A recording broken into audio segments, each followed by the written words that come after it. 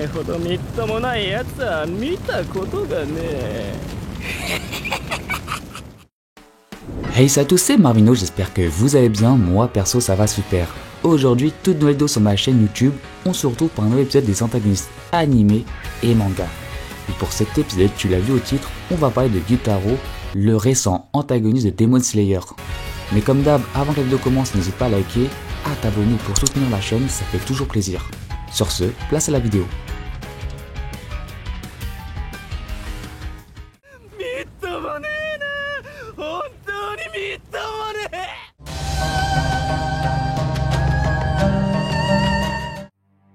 Gyutaro est né à Rashomon-gashi dans le secteur le plus pauvre du quartier des plaisirs. Avant même sa propre naissance, sa mère a tenté à maintes reprises de l'assassiner, car ici les enfants ne sont en réalité que de simples gènes auprès des adultes. À sa naissance, elle continuera ce même procédé, mais cela toujours sans succès. Gyutaro grandira alors sans aucun amour maternel. D'apparence affreuse et d'un corps très amaigri, Gyutaro n'avait strictement rien pour lui. Il était censé être victime de moqueries et de violences au sein même de son secteur. Physiquement, Gyutaro était aux antipodes même de son environnement, celui où la beauté prime sur n'importe quelle autre qualité, faisant du jeune garçon un être méprisé qu'on qualifiait de monstre. Il survivait tant bien que mal, seul contre tout dans son quartier, n'ayant aucun intérêt pour sa propre vie. Cependant, à la naissance de sa petite sœur Ume, quelque chose va profondément changer chez Gyutaro. Étant très fier de sa sœur et de la beauté étincelante qui émanait d'elle, Ume attirait le regard et la passion à l'inverse de son grand frère. C'est ainsi à cette même période que Gyutaro découvrit son seul talent, le combat. Ainsi, il deviendra agent de recouvrement, pouvant enfin afficher fièrement sa laideur pour en faire une force. Qu'est-ce que tu caches sous ton sourire? Alors qu'un avenir radieux commençait enfin à se tracer pour les deux enfants, malheureusement à l'âge de 13 ans, Ume se fera brûler vif après s'en être pris physiquement à un samouraï. Mais Ume ne semble pas avoir donné son dernier souffle. Au seuil de la mort, Gyutaro, rempli de haine, tuera alors cette énorme mère de samouraï au flot négatif. Finalement, les pires cauchemars de Gyutaro feront naturellement surface. Sa vie n'est qu'une continuité infinie de malchance. Cependant, dans son malheur, Gyutaro croisera la route d'une lune démoniaque supérieure du nom de Doma. Cette dernière proposera à Gyutaro de rejoindre leur rang. En échange, Doma donnerait de son sang, ce qui serait synonyme de survie assurée pour Ume. Et c'est ainsi que Gyutaro et Ume rejoindront les rangs de démons sous les ordres de Kibusuji Muzan. Pendant plusieurs centaines d'années, Gyutaro et sa sœur, maintenant appelée Daki, feront leur preuve chez les démons et finiront par atteindre le prestigieux rang de lune démoniaque supérieure, numéro 6, qui se partageront mutuellement. Durant cette période, Gyutaro a vaincu plus de 13 piliers, quant à elle, Daki en compte plus de 7. Les Adelphes résideront tout ce temps dans le quartier des plaisirs, où ils sèmeront la terreur, causant d'innombrables morts. C'est ainsi qu'ils prospéreront durant plus d'un siècle, sans ne jamais être inquiétés. Toutefois, un jour, un pilier du nom de Tengen, accompagné de 3 autres pourfendeurs, ont alors décidé d'enquêter au sein même de ces quartiers des plaisirs pour essayer de dénicher les sinistres démons envoûtant les lieux. La suite de l'histoire appartient à la légende. En effet, les pourfendeurs trouveront les démons et sortiront grands vainqueurs après un combat intense opposant Gyutaro et sa sœur. Les Adelphes décapités mourront ensemble l'un devant l'autre. C'est ainsi dans les flammes de l'enfer que Gyutaro et Ume resteront éternellement inséparables.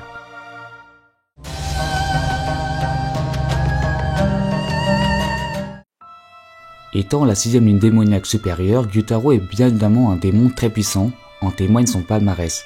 Il a quand même réussi à vaincre une dizaine de piliers, un nombre tout de même très important quand on sait c'est ce qui se fait de mieux chez les pourfendeurs.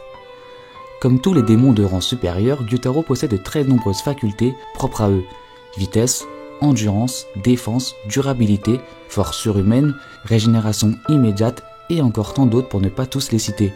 Gyutaro est tout simplement un combattant polyvalent. Il peut bien sûr manipuler sa propre chair. D'ailleurs, ces 2 kamas qu'il utilise comme arme de soutien sont conçus à partir de sa chair. Ces kamas sont très redoutables, Gyutaro les maîtrise à la perfection, pouvant même les utiliser par télékinésie. Il peut alors les utiliser sous forme de boomerang. De plus, Gyutaro peut aussi générer du poison. Celui-ci est extrêmement dangereux, étant mortel. Le poison est dissimulé dans ses attaques fossiles sanglantes qui font très souvent mouche auprès de ses adversaires. Et justement, en parlant de pouvoir sanguinaire, celui de Gyutaro lui confère la possibilité de manipuler son propre sang de diverses manières. Comme par exemple Tobi Shigamo, une technique lui permettant de créer de redoutables lames sanglantes qui sont tranchantes avec l'aide de son kama. On peut aussi noter Henzai Sekai Tobi Shigamo. Cette fois-ci, Gyutaro crée des ondes circulaires très dangereuses avec une portée agrandie.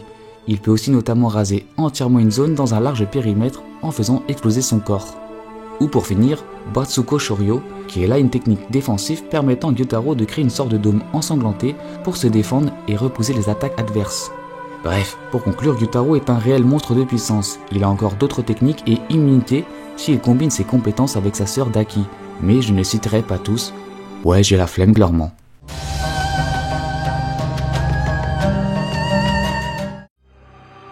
Très honnêtement, Gyutaro est-il devenu un antagoniste mémorable ou c'est seulement son combat stratosphérique face à Tengen que nous retiendrons de ce perso? Moi personnellement, je pencherais sincèrement pour la deuxième réponse. Car oui, ce que nous avons vécu chaque semaine, c'était vraiment mémorable. La hype derrière cet arc était insane, l'affrontement est d'ores et déjà un classique, un banger de la Japanimation. Mais si je devais donner un jugement personnel sur Gyutaro, bah je ne suis pas son plus grand fan. Le personnage, je ne l'apprécie sans plus, je le trouve assez générique dans son approche. Un démon tout bonnement cruel, assez classique. Disons qu'à part dans son affrontement, Gyutaro lui-même me laisse assez indifférent. Cependant, ça c'était avant qu'on découvre son flashback. En effet, c'est vraiment quelque chose que j'apprécie beaucoup chez l'autrice Gotoge. Cette manière de réussir à transcender des émotions dans ses personnages qui, au premier abord, sont simplement le mal incarné, les rendant détestables.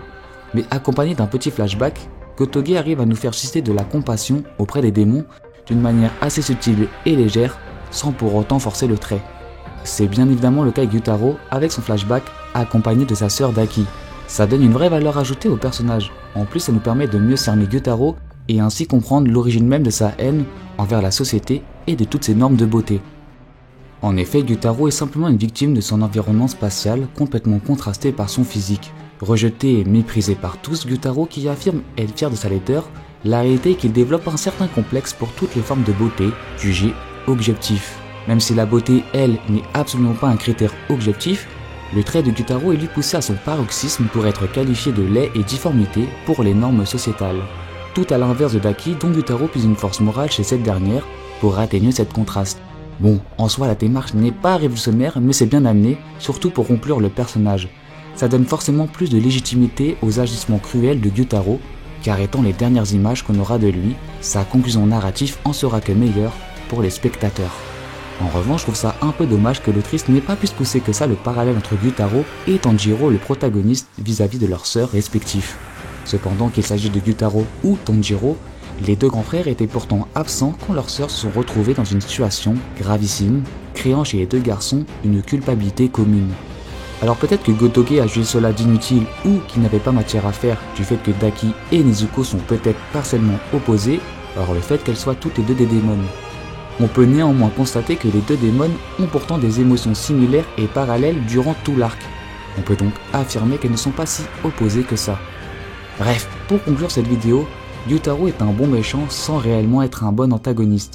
Mais qu'on le veuille ou non, avec son affrontement l'opposant à Tengen, Tanjiro et sa bande, cela fait de Gyutaro un antagoniste qui restera ancré dans les mémoires. Même cela est très fortement dû à son combat et pas vraiment le personnage en lui-même, finalement, il reste quand même un bon personnage assez cool, de mon point de vue, je l'apprécie mais sans non plus l'adorer. Note finale, 13,75 sur 20. Et voilà, c'est la fin de cette vidéo. Donc si la vidéo t'a plu, n'hésite pas à liker, à t'abonner, à commenter si la vidéo t'a plu. Bref, tu connais Charabia, c'était Marvinho, à très vite, ciao!